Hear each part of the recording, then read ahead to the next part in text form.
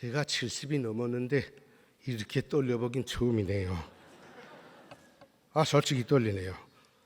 제가 북한에선 그래도 큰 대학을 졸업하고 조금 간부로 있었고, 여기 오기 전에는 체커에 여러 아가씨들 18세, 19세, 20세 되는 어린 아가씨들 한 200명을 데리고 체커에 나가서 공장 5개를 합병합작하면서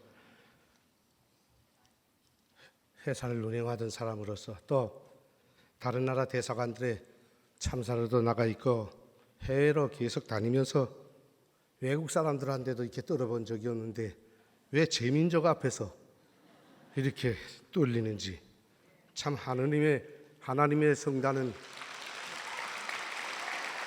무섭네요. 제가 이자 목사님께서 말씀하신 바와 같이 북한에서는 먹고 사는 게 걱정이 없이 살았습니다. 제 자랑 같지만 대한민국에서는 북한의 김일성 대학 하면 제일 최고 대학이라고 하는데, 사실은 그 뒤에 최고 대학들이 있습니다. 당일꾼을 양성하는 김일성 고급당학교, 그리고 제가 다닌 인민경제대학. 북한에서는 이제 김일성이는 최고의 것을 다 인민자를 붙였거든요. 김일성 고급당학교, 김일성 대학은 어떤 사람들이 가는가? 물론 간부 자식들이 갑니다. 누가 가는가? 중학교를 졸업한 18세 이상의 어린 아이들이 가는 게 일반 대학, 여기로 말하면 일반 대학입니다. 한마디로 말해서. 그러나 이제 고급당 학교라든가 제가 다닌 인민경제대학은 우선 조선노동당원이 돼야 하며, 조선노동당원이 되려면 25세 이상이 돼야 하고, 그리고 사회에서 현직 큰 간부로 있던 사람을 차출해서 재교육을 시켜가지고 주황의 간부로 쓰는 그런 대학입니다. 저는 그 대학에 가서 무역경제학을 졸업하고 배우고 북한 내각의 경공업성 무역간부로서 20, 30년 동안 복무하면서 북한의 경제를 일으켜 세워보려고 김일성이가, 김정일이가, 김정은이가, 즉 김씨 3대 세습을 이어가면서 북한 국민들에게 이밥에 고깃국을 먹이며 비단옷을 입히겠다고 했던 그 약속을 지켜보려고 20, 30년 동안 정말 핏하게 뛰어다녔습니다. 그런데 날이 갈수록 제가 외국에 나갈 때마다 저는 눈으로 무엇을 봅니까? 그렇게 못 살고 헐벗고 굶주린다고 하던 이 대한민국 남조선 땅은 외국에 나가서 무역 박람회, 봄철 박람회, 가을철 박람회, 브루노 박람회, 영국 박람회들에 다닐 때마다 남조선 한국 사람들을, 한국 박람회에 나온 사람들을 많이 보고 한국 상품을 계속 접합니다. 그 다음에 해외 출장 나갈 때마다 길거리에서는 한국 자동차가 날이 갈수록 늘어나고, 외국의 상점들에 갈 때마다 북한, 대한민국 상품들이 계속 차고 외국인들이 대한민국 상품만 찾는 거예요. 제가 그렇게 외화를 벌어보려고 어린 노동자들, 아가씨들 한 200명을 이끌고 체코로 나갔는데, 동남아로 나갔는데, 식당을 해보겠다고 아이들을 끌고 동남아로 나갔는데, 나는 외화를 벌겠다고 그 나라에 나갔는데 오히려 내가 나간 그 나라의 사람들은 돈 벌려 남조선으로 가겠다고 나보고 한글을 가르쳐 달라고 쫓아다닌 거예요. 그러니까 북한에서 자본주의 경제, 사회주의 경제를 다 배우고 자본주의 경제의 부패성, 사회주의 경제의 우월성, 이걸 5년 동안을 공부하고 나와서 경제를 직접 운영해 봤는데, 북한은 날이 갈수록 점점 망하다 못해 국민의 13%인 300만이 굶어 죽는 나라가 됐고, 대한민국은 날이 갈수록 번영하는 거예요. 그러니까 배운 사람으로서, 눈으로 본 사람으로서 이건 도대체 뭐냐? 말과 행동이 다르지 않냐? 북한 김일성 가문이 나한테 교육하고 가르치는 것은, 학습을 시키는 것은 북한은 세계 최고의 발전된 공업 강국이며 최고로 잘 사는 나라라고 했는데 왜 굶주리고 굶어 죽고 내가 50년 동안 그들에게 충성했는데 나에게 잘해진 건 집중 감시와 통제와 혁명화 이것뿐이냐. 도대체 남조선은 어떻게 돼서 경제가 발전하고 잘 살게 됐냐? 알고 싶었습니다. 여러분들 나이 드신 분들은 알 겁니다. 1945년 8월 한반도가 한날 한시에 해방이 됐습니다. 그때로부터 3년 이후에 이승만 대통령께서는 단독정부를 세워서 이 나라는 자유민주주의 국가를 세워졌고 북조선 김일성이는 사회주의 집단통제국가를 세웠습니다. 그때로부터 서로 양쪽이 갈라서서 달리기 시작했는데 그때로부터 3, 40년이 지나서 완전히 극과 하늘과 땅 차이로 갈라졌습니다. 그래서 저는 제가 배운 경제 상식으로서는 도무지 이 현실을 이해할 수가 없어요. 해방이 될 때 북한은 일본으로부터 발전된 전력공업, 남조선에 전기 있었습니까? 없어서 북한에서 줬지 않았습니까? 그 다음에 채취공업, 땅속에 지하자원 캐, 그 다음에 강철공업, 화학공업, 군수공업, 북한에 기지 차려놨던 거 그대로 넘겨받았습니다. 전기, 석탄, 강철, 기계, 화학, 비료공업 다 넘겨받았어요. 그대로. 그런데 여러분들이 있는 이 남조선은 뭘 넘겨받았습니까? 일본으로부터 은행, 유통업체, 상점, 땅, 토지. 일본 사람들은 대한민국에서 농사지어서 이 쌀이 최고니까 지구상에서 대한민국 쌀이 이것만 수출해 갔어요. 대한민국은 해방은 됐지만 살아날 길이 참 막막했어요. 그뿐입니까? 땅속에 여러분들 지금 이 교회가 있는 땅속에 뭐가 있습니까? 북한은 파면 아무데나 가서 땅 파면 강철 나오고 아연 나오고 독 나오고 흑연 나오고 석탄 나오고 땅 파면 노다집니다. 근데 대한민국에 뭐가 있습니까? 지하자원 없지 않습니까? 그런데 보십시오.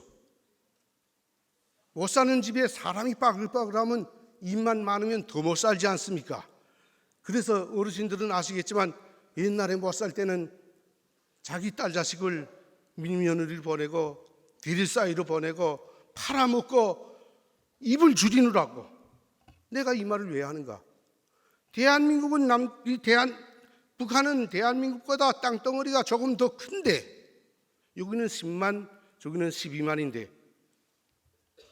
근데 북한은 2,300만이, 여기는 5천만이야. 2.5배가 더 많아. 못 사는 나라에 아무것도 없는데 사람 입은 더 많아. 입만 많으면 말만 불어나고 아무것도 이득이 되는 게 없지 않아.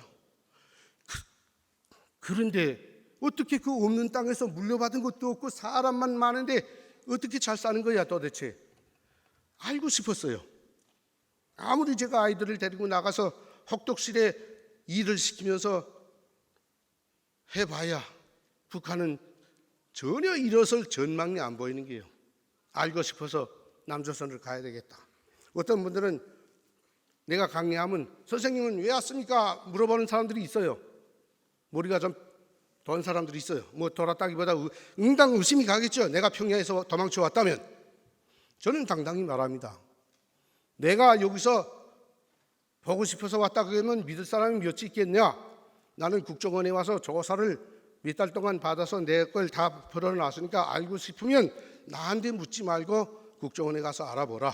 내가 왜 무슨 죄를 짓고 도망쳐 왔는가? 당당하게 말할 수 있으며, 그리고 대한민국은 자유가 있으니까 대한민국 사람들이 미국으로 동남아로 호주로 여기 땅을 버리고 이민 가는 건 죄가 없고 북한에서 여기에 뭔가 살아보겠다고 찾아온 사람은 죄가 있어서 도망쳐 왔다고 생각하는 그 이치가 도대체 무슨 머리통이냐 하고 나는 반박합니다. 그리고 하늘을 나는 새는 이 나무에 앉았다 저 나무에 앉아도 아무 의심도 안 하면서 북한 사람이 자기 같은 나라에서 살려고 왔는데 그렇게 의심을 가지는 이유가 뭐냐 하고 저는 반박을 합니다. 말이 좀 빗나가는데 저는 그렇게 알고 싶어서 2002년도에 대한민국에서는 6월 달에 월드컵을 한창 할 때입니다. 저희 와이프 보고 남조선을 가자. 난 가겠다. 무조건 가겠다. 하니까 와이프가 벼락치듯 놀랍니다. 무슨 정신 나간 소리라고 있나. 가려면 혼자 가라. 안 간다. 우리 와이프 간부집 딸입니다. 경찰청 차관 딸인데 뭐 부러움없이 자랐죠. 북한에선 간부집 딸이게 되면 대한민국 간부보다 더 높습니다. 더 잘 떵떵거리고 삽니다. 가갔다고 합니까? 그런데 그때부터 나는 북한에서 하나님을 전혀 몰랐는데 그때부터 하나님은 제 뒤를 밀어준 겁니다. 일을 쪼인 맞춰가지고 저희 와이프도 설득을 시켜서 가기도 했습니다. 근데 가려니까 내 주위에는 뭐가 있냐? 통역원들도 있고 보위원이 나와서 24시간 나를 감시하고 계속 북한에다 보고를 하는 거예요. 아이들을 데리고 도대 체코에 성당이 있잖아요. 성당이 어떻게 생겼나 한번 보자 하고 들어가서 성당 들어갔는데 아무것도 없어요. 벽에 무슨 십자가 하나 맞은편에 걸어있고 책상 의자 있고 그 마당에 들어가면 예수님 수녀님 동상 하나 석고상 하나 세워놓은 것밖에 아무것도 없어. 이것도 아무것도 없네 하고 하는데 보위원 스파이가 또 알려져서 김태산 사장이 성당에 들어가서 아이들을 데리고 성당에 들어갔다 왔다고 북한에 보고도 되고 이것이 모두 이래서 참 압박을 가해오더라고요. 그래서 나는 떠나는 날짜를 2002년 9월 9일 날로 잡았습니다. 왜 9월 9일 날을 잡았는가 하면 9월 9일 날이 북한 국가공화국 북한 창건일입니다. 말이에요. 여기는 이승만 대통령께서 8월 15일 날 나라를 세웠지만 북한은 9월 9일 날 세웠다고 하거든요. 북한은 이 국가적 명절 때마다 모든 2,300만이 그날 아침에는 충성의 선서모임이라는 걸 모여서 합니다. 김일성, 김정일, 김정은에게 바치는 충성의 모임합니다. 그래서 9월 9일, 9월 8일 날, 9월 9일 그날이 토요일, 일요일이었는데 그때 충성의 선서 모임을 하는데 공장이 5개를 놀려져 있으니까 한 곳에서 다 노동자들을 긁어마서 할 수 없어서 나는 통역원은 이쪽 공장, 보위원은 저쪽 공장에 내보내고 감시자들을 따돌리고 나는 9월 9일 날 대한민국으로 뛰겠다고 생각을 했습니다. 그래서 통역원은 9월 7일 날 내보내고 보위원은 여성 보위원이었는데 자기는 공장 멀어서 혼자 갈 수가 없다고 그래서 제가 데리고 여기서 기차를 타고 대구 갈만치 그만한 거리를 2시간을 데리고 보위원을 데리고 갔습니다. 그 공장에 9월 7일 날 오후에 도착해서 거기서 하룻밤 자고 9월 8일 날 저는 돌아와서 9월 9일 날에 뛰려고 했는데 제가 그 공장의 숙소에다가 낚싯대를 감춰놨던 건데 심심해서 낚시나 나가자 하고 보위원 아이들한테 다 소개시켜주고는 보위원 너무나 낚시 나갔다 오겠으니까 있으라고 하고는 낚시 나가는데 아이들이 여성 노동자들이 한 서너씩 딸랑딸랑 쫓아오는 거예요. 아가씨들이. 너네 왜 오냐 하니까 저도 쫓아가겠습니다. 아마 보위원이 딸라 보냈던 것 같아요. 뭐 좋지 않아서 좋아서라니 가자 해서 갔는데 참 체코는 낚시질하기가 좋아요. 고기가 참 잘 물려요. 나가면 한 바퀴씩 양동이로 하나씩 잡던 건데 그날은 나가서 낚시를 던졌는데 미친년지 한 마리도 안 물리는 게 있는 게 이게 왜 이러지? 1시간, 2시간, 8시가 다 됐는데도 안 물리는 거예요. 시간이 걸려서 조금 있는데 툭 채는 거예요. 탁 당기니까 큰 게 걸렸어요. 당기는데 그때부터 변수가 생기는 겁니다. 낚싯대가 툭 부러지는 거예요. 여기도 다니는 분들이 계시겠는데 낚싯대가 부러지면 원래 앵 끝에 가는 초리가 나가는데 이놈은 낚시 중간에 허리가 톡 나가는 거예요. 아, 이게 재수없이 낚싯대는 왜 부러져? 하고 그래도 고기는 잡으려고 줄을 당기니까 고기마저 또 떨어졌어요. 아, 그래서 낚시줄을 다 걷어가지고 낚싯대, 부러진 낚싯대에다 감아서 풀밭에다 훅 던지면서, 야, 재수없다, 나 본사로 돌아가겠다, 너희들 들어가서 보현동무한테 나 갔다고 말하라. 그러니까 아이들이 알았습니다 하거든요. 저는 그 되면 욕전으로 갔습니다. 욕전에 나가니까 9시가 다 됐는데 어둑어둑한데 표 파는 여인이 표 하나 달라니까, 아, 빨리 나가라고, 지금 열차 떠나려고 한다는 게요. 열차에 가서 탁 오르니까 1분도 안 걸려서 열차가 빵 떠나는 겁니다. 그게 출발역이었는데 마지막 차였습니다. 내가 그때 그 차를 못 탔으면 이 자리에 서서 연설을 못 합니다. 저는 열차를 타고 3시간을 와서 집에 들어가니까 와이프가, 아니, 자고 내려온다더니 왜 왔어요? 아무 말도 안 하고 술만 양주 한 반병 따마시고 잤어요. 다음 날이 9월 8일 날입니다. 아, 근데 아침 6시에 깨어났는데, 아, 자꾸 머릿속에, 이 거짓말이 아닙니다. 국정원에서도 계속 조사할 때마다 의심을 했는데, 자꾸 오늘 떠나야 된다는 게 뭔가. 나는 아직 일생을 50년을 그때 북한에서 살면서 그런 일이 한 번도 없었는데 자꾸 오늘 떠나라는 게야. 뭐가? 떠나야 된다는 생각이 자꾸 드는 거예요. 뭐 누가 시키는 건 아닌데.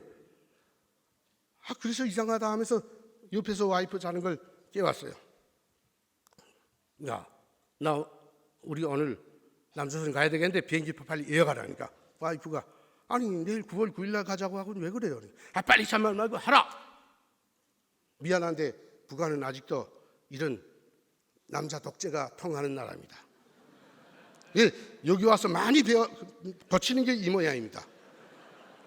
대한민국 남자들이 부럽진 않아. 근데 내가 어디 가서 큰 소리 땅땅 치는 게 좋더라고요. 난 미안한데. 그러니까 기각은 복도에 나가서 아이들을 다 불렀어요. 본사에 한 40명 남아 있었으니까, 야, 다 모이게 하라. 내일 선서 모임 하지 않고 오늘 하겠다. 그러니까 아이들이 세수 다 하고 왔어요. 강당에다 모아놓고 충성의 선서 모임이라고 제 일생에서 마지막으로 북한 독재자에게 드리는 충성의 선서 모임을 해주고, 아이들에게 보현동무도 가고 통역원도 나가고, 나 이제 가족과 함께 뿌라 대사관에 올라가겠으니까 너희들 사고 없이 잘 놀라 하니까, 아, 요것들이 범없는 거라네. 뭐 자기네가 토끼가 된 거죠. 사장도 없지, 보위원도 없지, 통역도 없으니까 자유롭게 외출을 하게 생긴 거예요. 만세를 부르는 거예요. 잘 논다 하고 와서 집에 숙소에 돌아와서 와이프한테 물어봤어요. 야, 비행기표 어떻게 됐어? 그러니까 와이프가, 비행기표 예약했어요. 잘 됐어? 그러니까, 아니, 신통이도 딱 3자리만 남았대요. 우리 그때 저하고 와이프하고 우리 막내인 4살짜리가 있었어요. 3자리가 남아서 예약을 했다는 게, 신통이. 근데 마지막에 자리다 나니까 온 가족이 다 뿔뿔이 흩어져 앉아야 된대요. 근데 여러분, 도망쳐 보지 않았으니까 몰라요. 그때부터 내 정신이 아니에요. 누가 와서 뒷덜미를 딱 잡는 것 같아요. 알아서 아무것도 하지 말고 이분 어디서 꼭 사진첩만 가지고 지하 주차장으로 내려라. 그래서 저는 사무실에 가서 북한 대사관에 올라간다고 사업 노트에다 적어놓고 그대로 다 해놓고 주차장에 나와서 와이프와 함께 뿌라 비행장으로 갔어요. 가니까, 아, 이거 비행기표를 안 주면 어떡하지 했는데, 이거 내되면 달라니까 아무 말 없이 비행기표를 주는 거예요. 그때는 체코에서 대한민국이 직항이 없었습니다. 2002년도에. 지금은 직항이 생겼다고 해요. 독일 들어갔다가 거기서 루프탄자를 갈아타고 대한민국으로 와야 되는 거예요. 비행기편 받았어요. 받아야 되는데 아직도 1시간 기다려야 된다는 거예요. 얼마나 마음이 졸려요. 기다려서 짐은 하나 붙이고, 요만한 가방 하나 붙이고 비행기에 올라야 되는데 여권 도장 찍어야 되잖아요. 거기를 통과해야 되는데 남자가 코 큰 놈이 떡 앉아 있는데, 거기를 통과하면 이제 비자 없으면 어떻게 와요? 비자 하면 할 소리 없는 게, 그러면 아직도 북한하고 체코하고는 가깝습니다. 옛날 사회주의 때에 그렇기 때문에 우리 대사관에다 전화만 한 통 하면 나는 죽는 겁니다. 마음을 조이면서 우리 와이프가 아이 막내를 안고 내가 요건 3개를 조선민주주의민국하고 공무요건 빨간 거 3개를 쥐고 공손하게 그다음부터는 하면서 딱 줬어요. 그러니까 이 사람이 아무 생각 없이 받아서 주시면서 그 시간이 한 6초, 7초. 저는 그 6초, 7초가 그렇게 100년 맞잡이로 긴 줄은 몰랐어요. 50년을 살면서. 보더니 아무 생각 없이 도장을 황 3개를 찍어서 굿바이 하면서 웃으면서 내주는 거예요. 와, 그래서 막 부랴부랴 나가서 비행기에 올랐어요. 비행기에 올라서 15분을 겨우 기다려서 독일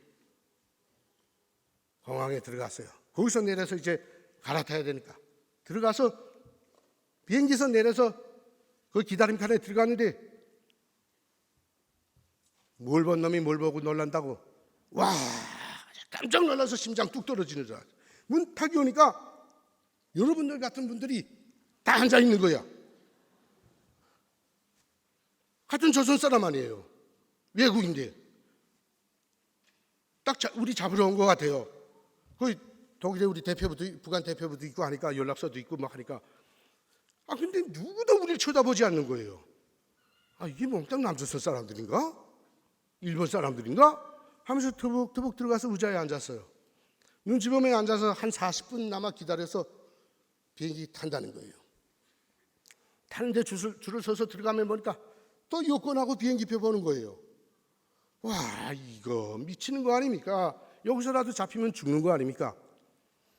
그래서 제가 여권을 쥐고 여권 검사하는 여성한테 주면서 내가 영어를 잘 몰라요. 우리 와이프는 정말 잘해요. 와이프한테 야, 우리 한 가족인데 자리 좀 합쳐 못 주겠냐 물어보라. 그러니까 우리 와이프가 능숙하게 말을 하니까 그런가 하더니 여권을 받아서 펼쳐보지 않고 옆에 컴퓨터하고 두드리고 있는 여자한테 넘겨주면서 이거 합쳐주라 하는 거예요. 그때 기다림 시간이 한 2분 정도 되는데 정말 미치게 안타까운 거죠. 저거 빨리 좀 하지 왜 저렇게 천천히 하는 게 미치게 같은 거 막. 요거해서 미안한데 그때 북한 사람의 심정은 그런 거예요. 이게 웃으면서 또 굿바이 하는 거예요. 받아가지고 들어가 앉았는데 화가 복이 된다는 말이 그거더라고요. 비행기 타면 앞에 사람하고 의자하고 좁아서 막 다리 못 펴잖아요. 마지막에 합쳐준 게 어디에 앉혀나오면 비행기 문 여는 내릴 때 그 문 여는데 그 맨 앞자리니까 다리 쭉 펴고 오게 돼 있더라고. 그 좌석이에요. 그러니까 비행기 안내양이 우리한테 보고 이제 급해서 비행기 문을 열던가 할 때는 자기네를 좀 도와달라고 하더라고. 알았다고 하고 앉았는데 비행기 떴어요. 아내는 계속 울고 우리 막내 4살짜리 요만한 거는 엄마가 왜 우나 하고 계속 쳐다보고 자기가 50년 나서 자란 고향 땅을 떠나는 심정이라는 게 그때 참 눈물겹더라고요. 비행기 문을 열 수만 있다면 떨어져 죽고픈 심정을 저는 지금 고백합니다.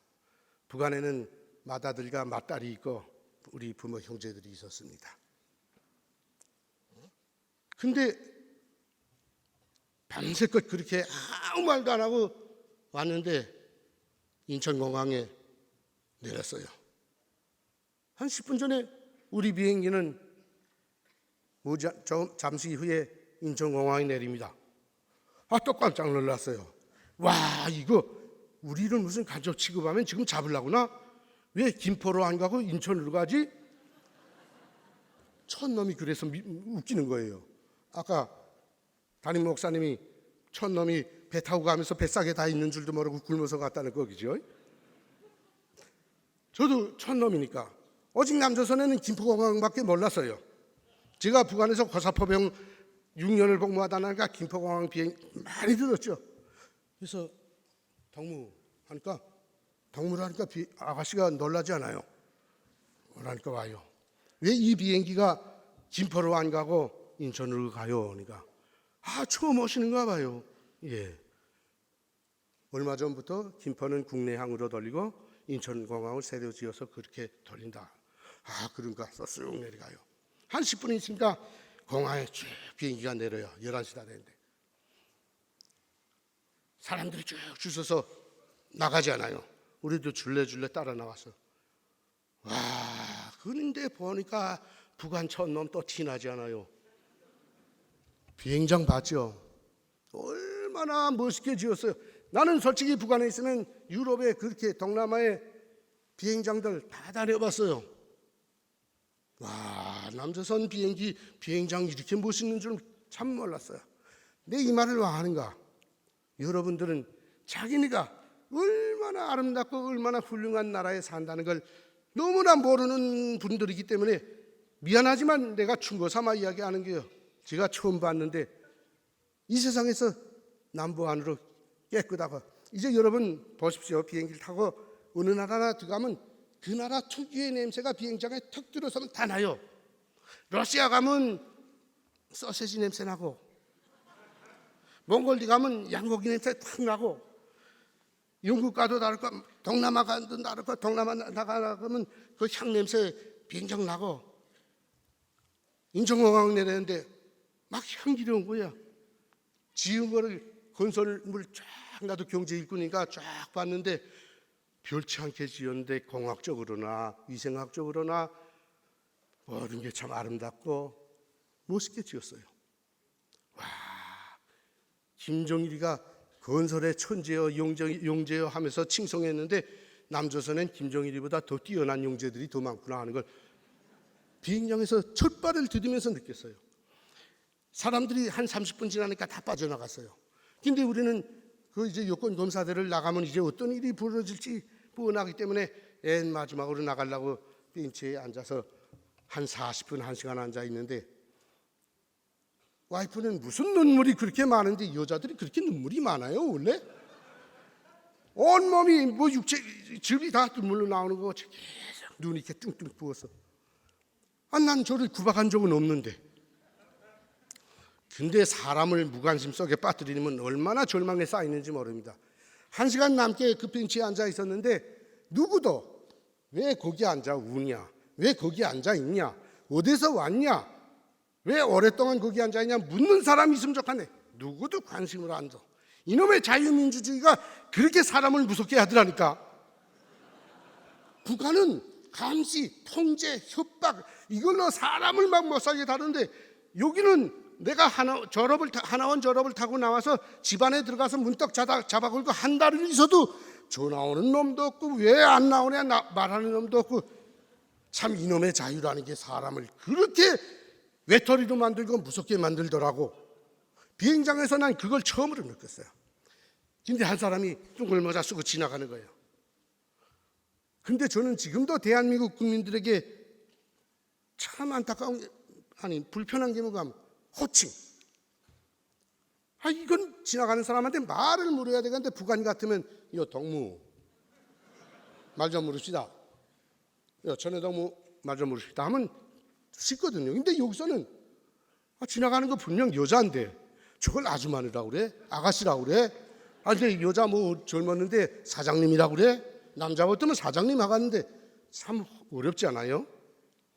그렇다고 그냥 말 좀 물읍시다 이럴 수도 없는 거고 동무하니까 쑥 보더니 왜요? 말 좀 물읍시다 하니까 그냥 가는 거예요. 말하는데 왜 가? 야 동무 또 찾아. 예. 말하는데 왜 가? 말 좀 묻자는데 하니까 오는 거예요. 왜 그럽니까? 예, 저희들이 평양에서 왔습니다 하니까 보더니 또 가는 거예요. 미친놈 취급하는 거예요. 북한놈 성격 더러운 거 저 쭉 보면 아시겠잖아요. 성격 정말 더럽거든요. 이들은 왜 그냥 가는 거야? 근데 저만치 가던 사람이 또 오더니 이제 뭐라고 말씀하셨어요? 그래. 평양에서 왔다는데 왜 그래? 하니까 언제요? 이제 루프탄자에 내렸어요. 그러니까 이게 한참 멀뚱멀뚱 보더니 여권 있어요? 비행기표 있어요? 다 꺼내줬어요. 그러니까 또 뛰는 거예요. 여기 사람들은 말하면 물어보면 뛰나 이게 다? 가더니 한 3명이 쫙 하면서 뭐가 또 왔어? 하는 거예요. 난 우리 같은 외교관이 또 얹혀 있는 기로구나 했는데 가자 그러더니 조그만 방에다 잡아였더니 북한에선 그런 A4 용지 이런 건 큰 주한 간부인데도 본 적이 없는데 볏짚오라기가 척척 있는 거 그거 쓰는데 이걸 이만큼 미국식에 주면서 왜 왔는가 여기다 당장 쓰라는 거예요. 와, 신문도 더럽긴 하니 하면서 갑자기 왜 안 나 물어보라는데 쓸 말이 없잖아요. 가만히 있는데 한 5분 있다 오더니 썼어요? 못 썼어요. 왜 안 써요? 구박하는 거야. 아니 좀 생각해보고 씁시다 하니까 쓰라는 거야. 15분 지나니까 아마 국정원에서 지금 생각하면 국정원에서 오더라고요. 3명이 비행기 타요. 차 타라. 탔어요. 국정원에 가서 조사를 한 15일간 받았어요. 왜 왔으면 어떻게 왔는가. 자꾸 모르고 왔나 묻는 거예요. 이게 조사 다 끝나고 마지막 날 영화에도 나오잖아요. 취조실 검은 유리가 큰 거 있고 저 뒤편에서는 우리 보는데 여기서는 볼 수 없는 그런 취조실에 우리 가족이 여기는 세 명이 앉고 그 맞은편에는 한국 분들이 4명이 남자분들이 앉아서 김 선생님, 이젠 조사 다 끝났습니다. 막 기쁜 거예요. 내쫓지 않고 받아줬으니까. 받아준 겁니까? 예. 근데 마지막으로 물으십시다 또. 물으십시오. 김 선생님 정말 모르고 왔습니까? 신경질 나더라고요. 자꾸 물으니까. 뭘 자꾸 모르고 왔나 그래요? 뭘 몰랐다는 거예요? 딱 그러니까. 그렇다면 말씀해 드립시다. 김 선생님 여기 9월 9일 날 왔죠? 9월 9일 날 오전 11시경에 내렸습니다. 김 선생님이 여기 9월 9일 날 온 다음 날 체커 프라하 비행장에 선생님을 대신할 사장과 재정일꾼 1명과 선생님과 선생님 가족을 데리고 나갈 인원 2명이 프라하 비행장에 내렸습니다. 거기에 프라하 주재 북한 대사하고 보위원이 마중을 나갔습니다. 그 말을 다 하는 거예요. 저는 아직도 그때 생각을 하면 아직도 어안이 나고 떨립니다. 만약에 내가 생각했던 대로 9월 9일 날 떠났으면 다시 말씀드리건데 저는 이 세상 사람이 아니죠.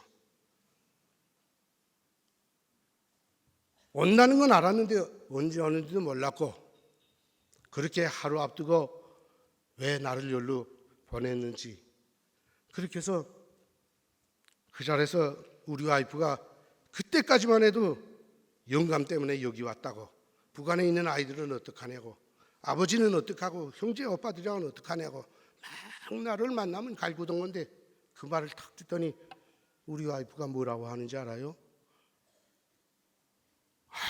용감. 이젠 용감히 하자면 모든 걸 다 따라할게. 간부집 딸이니까 콧대가 세서 내가 그렇게 무섭게 놀아도 한 번도 항복을 한 적이 없는데 그때 처음으로 내가 하자는 대로 하겠다고 하더라고. 무슨 내가 신이 된 것 같이. 그랬습니까? 더 말을 못하고 그 다음에 국정원 분이 또 묻는데 천용남이라고 압니까? 그래요. 압니다. 누굽니까? 우리 나한테 경공업성의 비단무역회사 사장입니다. 잘 아나 그래. 아니 그래서 얼굴은 아는데 그렇게 친하진 않았습니다. 그 사람이 나를 대신할 사장으로 나왔다는 거예요. 정신이 아득하지 않습니까?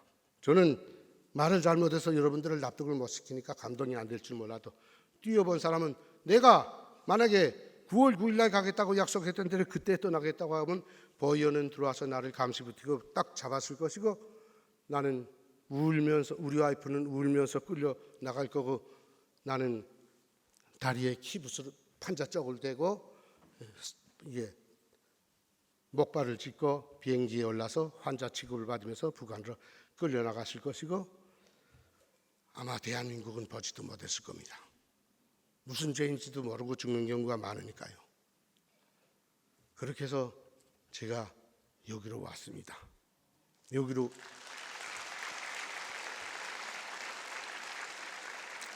와서 저는 내가 온 목적이 대한민국이 어떻게 그렇게 발전했는지 내가 꼭 배워가지고 북한이 앞으로 머지않아 변하면 그때 들어가서 북한도 대한민국과 같은 나라로 그 방법으로 지구상을 아무리 다녀봐도 이렇게 제일 빠른 시간에 제일 좋게 만든 그 방법은 찾지 못했기 때문에 아무리 발전된 미국, 일본, 영국, 독일 다 가봐도, 프랑스 다 가봐도 100년, 150년의 역사를 가져서 겨우 지금에 이르렀는데 대한민국은 30년이 채 안 되는 기간에 그 나라들을 따라와서는 이런 쾌거를 이루었다는 건 분명히 뭔가 있다는 거예요.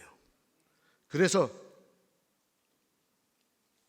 포스코 강철 기지, 와, 북한에도 용광로 많잖아요. 강철 단지들 가보면 하루만 지나면 먼지가 이렇게 쌓이는데 포스코 강철 단지는, 강철 공업 단지 가보니까 꼭 무슨 과자 생산하는 공장, 과자 식료품 공장 온 것 같이 그렇게 깨끗해요. 소음 없고.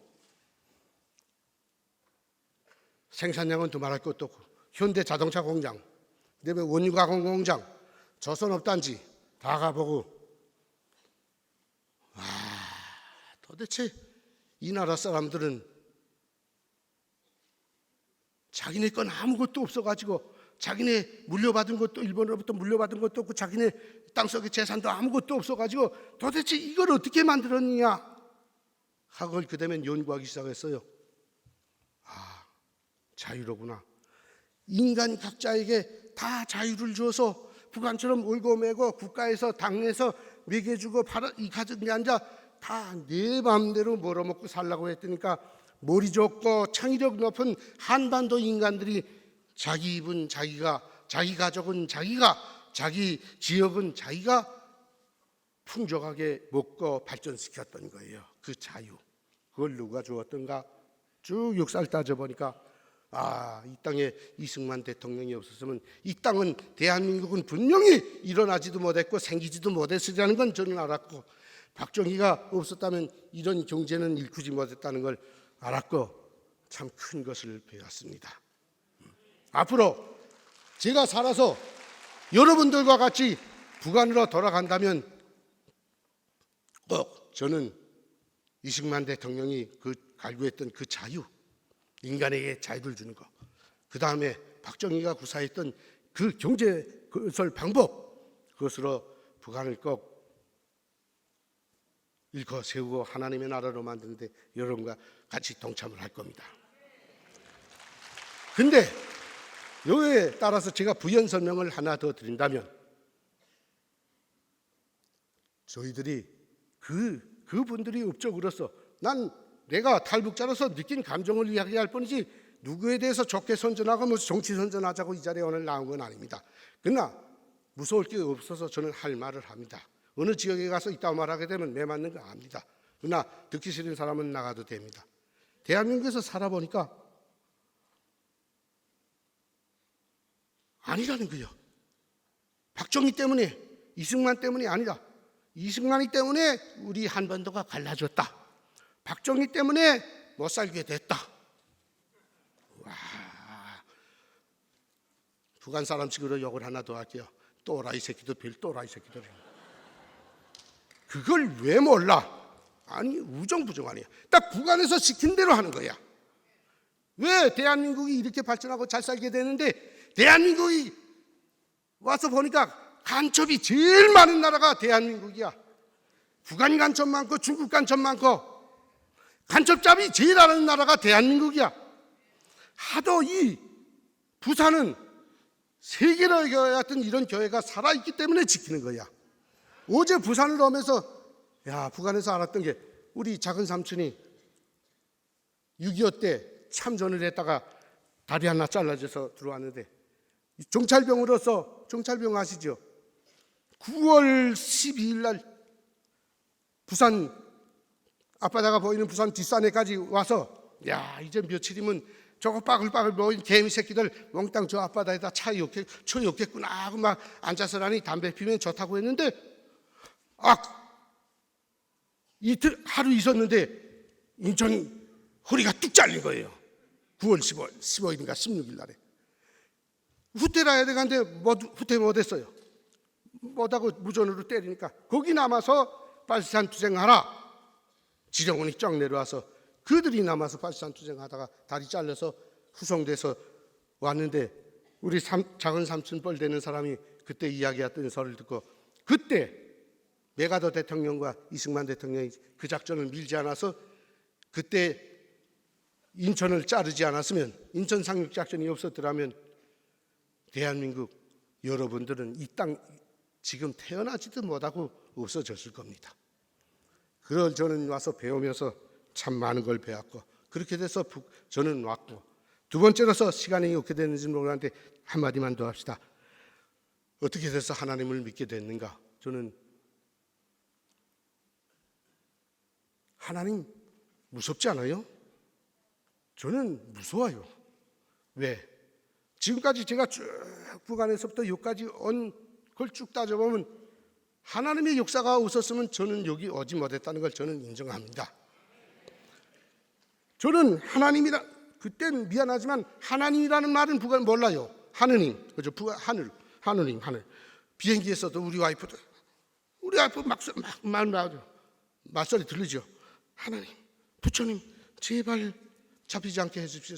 나도 속으로 계속 빌었어요. 제발 잡히지 않고 가게 해달라고. 왔어요, 잡히지 않게. 근데 그거까지만 또 좋았어요. 여기 오니까 국정원에서 날 내보내면서 김 선생님 미안합니다. 왜 그럽니까? 다른 탈북자들은 다 나이가 어려서 젊어서 걱정이 오는데 선생님은 50이 넘었으니까 뭐 북한에서 특별히 배운 기술도 없고 일자리가 안 차려지겠는데 우리가 일자리를 못 줍니다. 자본주의 사회에서는 일자리를 북한처럼 그렇게 배치해 주지 않습니다. 그래서 제가 걱정 마십시오.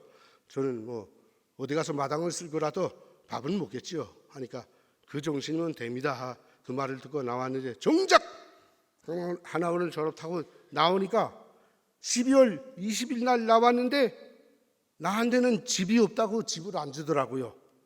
다른 아이들은 한 100명 나왔는데 다 주면서 국정원에서 그때까지 나를 믿지 않았어요. 저놈이 어떤 놈이 와서 저놈을 돌봐주나 누가 붙나 보려고 그랬는지 모르겠는데 나만 집을 안 주면 또 이상하겠으니까 나하고 딱 두 사람만 서울에 배치됐다고 하면서 집을 안 주고 내보내더라고요. 그래서 갈 데가 없잖아요. 처음 온 대한민국 땅인데 어디 가서 살겠어요. 돈도 없으니까 뭐 호텔 요관방에 들어가 잘 수도 없는 거고. 그 같이 한기에 하나원에 있던 어린아이 집에 가서 빈대부터 사는데 육곡교회 목사님을 어떻게 알게 됐어요? 북에서 왔다죠. 예. 근데 집이 없으면 못 가나? 우리 교회에서 주차장으로 쓰려고 건물 부지로 쓰려고 빈 집 몇 개 쌓아놨는데 거기 와서 있으라고.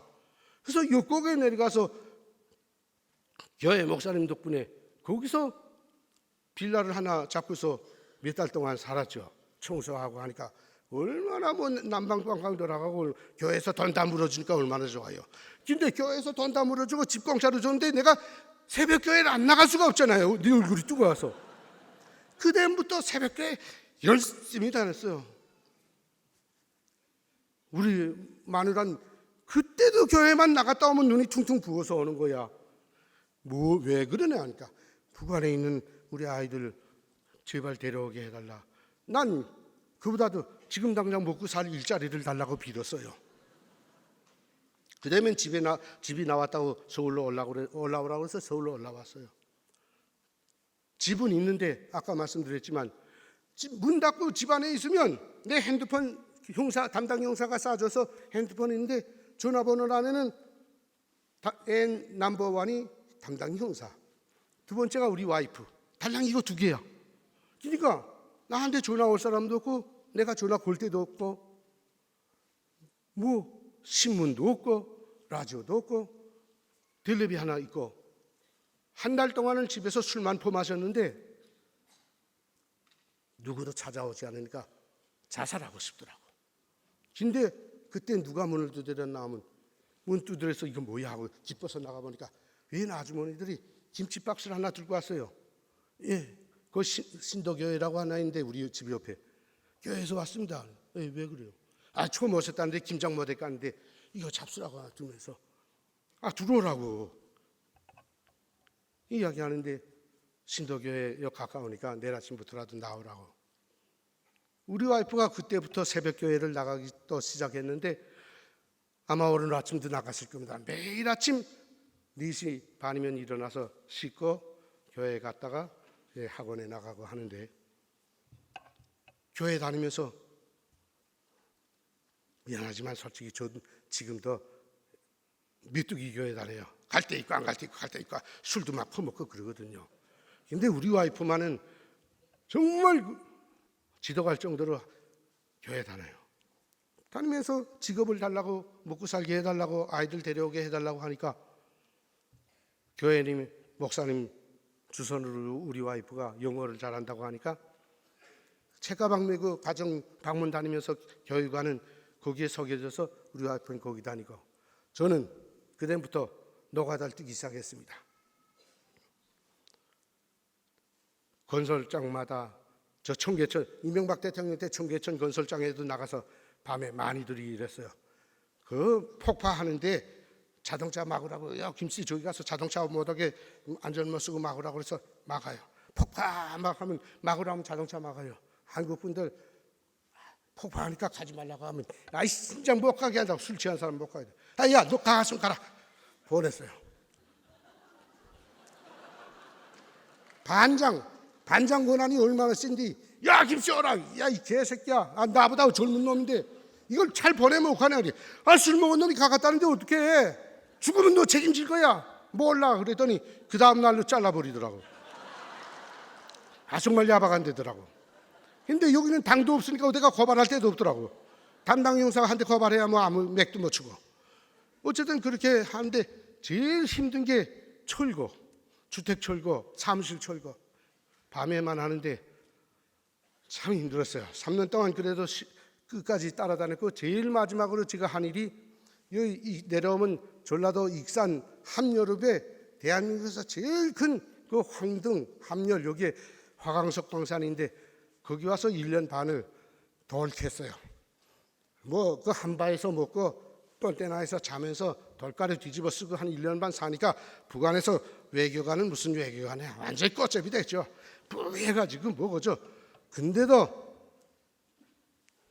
한 달에 200만씩 주는데 돈 쌓이는 재미가 있잖아요. 여러분들 돈 쌓이는 재미가 정말 쏠쏠합디다 보니까 200만이면 2,000달러예요. 이거 되면 내가 북한 같으면 10년을 살아. 그걸 쓰지 않고 먹고 했는데 그 광산마저 돌이 나빠서 쓰지 못하고 몽땅 새만금의 폐석으로 다 나가니까 문을 닫아서 그것마저 끝났어요.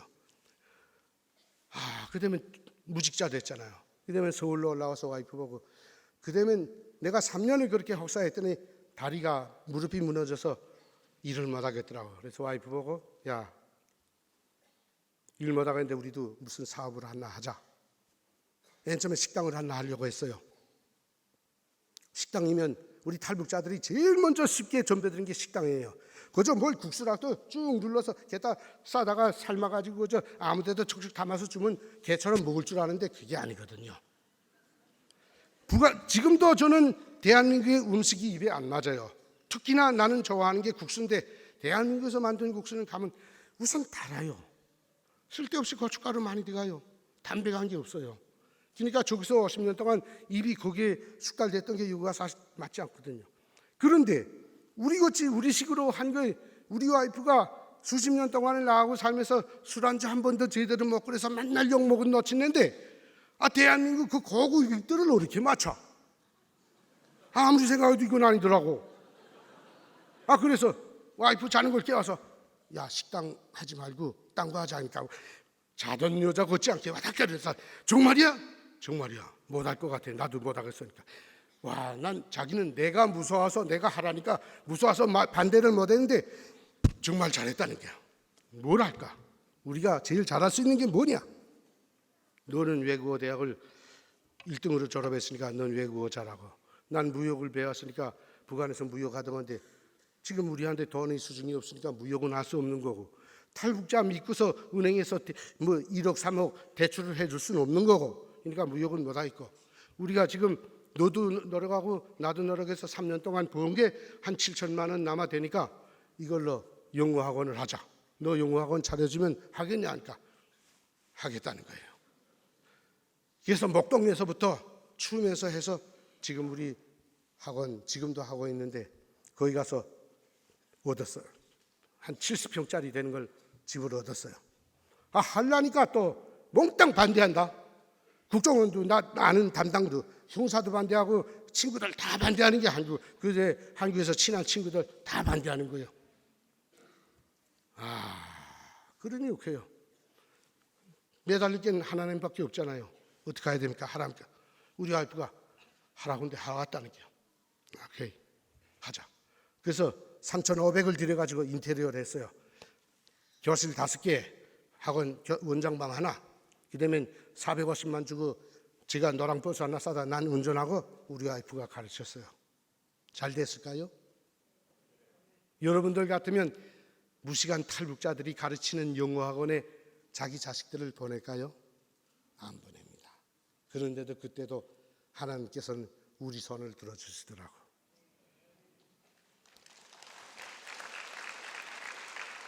두 달 되니까 아이들이 50명 와요. 50명이니까 그러니까 15만씩 받아서 3만 원 교재비 보내고 12만 원 우리가 되니까 와우!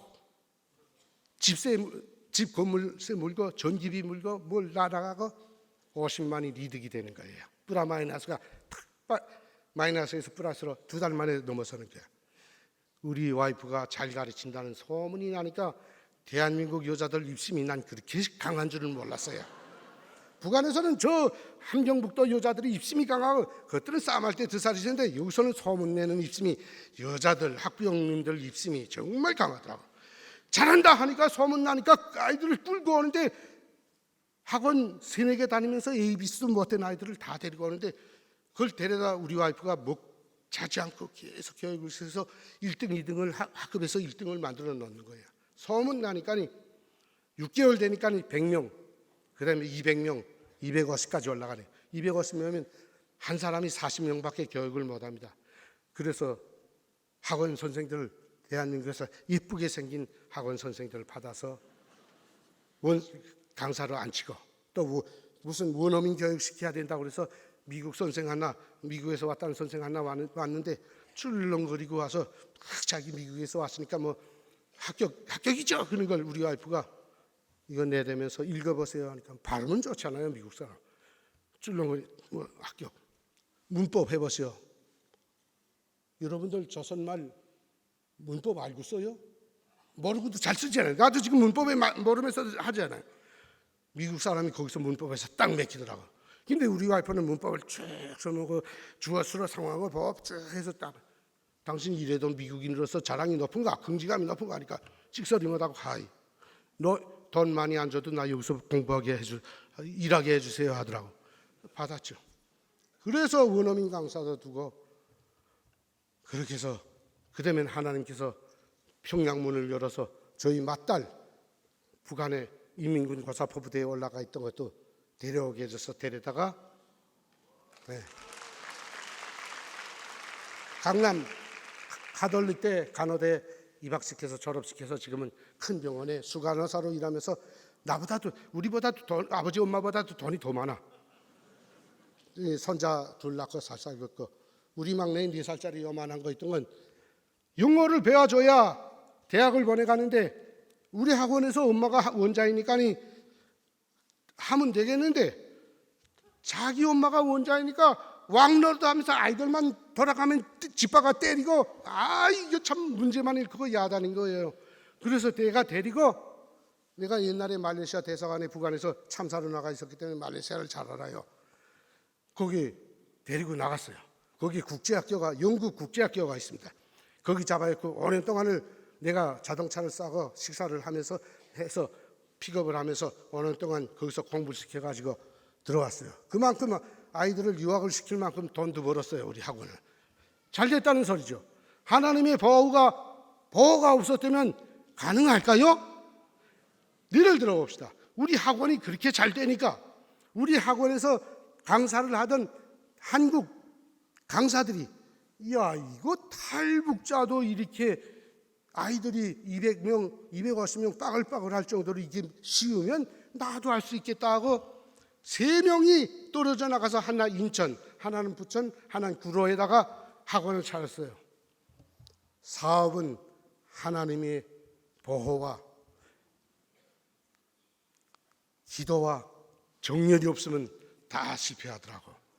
우리 와이프는 아침 4시 반에 깨어나서 씻고 나가서 교회 갔다가 그때부터 학원에 가서 다 가르치고 저녁 11시가 돼야 집에 오고 납니다. 아직도.